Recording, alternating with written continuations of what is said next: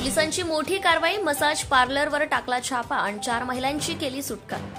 शहरातील अनेक परिसरात मोठ्या प्रमाणात मसाज पार्लरच्या अनेक शॉप सुरू झाले असताना आता शहरातील नयनतारा मार्केट मॉल या ठिकाणी मसाज पार्लरच्या नावाखाली व्यवसाय करणाऱ्या व्यक्तीवर एलसीबी सह जळगाव शहर पोलीस स्टेशनच्या पथकाने कारवाई केली आहे।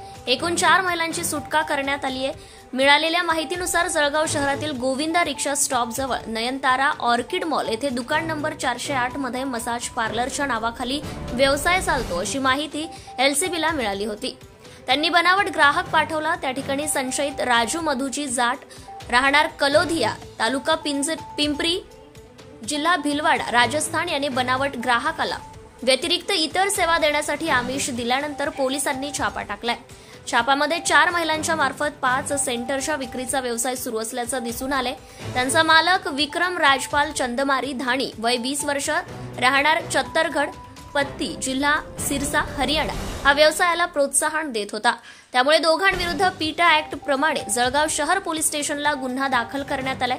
मॅनेजर राजू जाट याला अटक करण्यात आली आहे, तर या महिलांना आशादीप महिला वसतिगृहात पाठवण्यात आले आहे।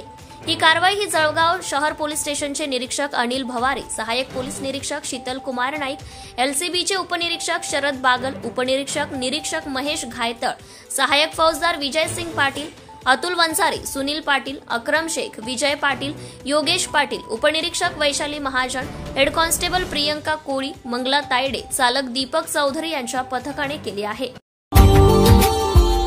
Subscribe now and press the bell icon. Never miss an update.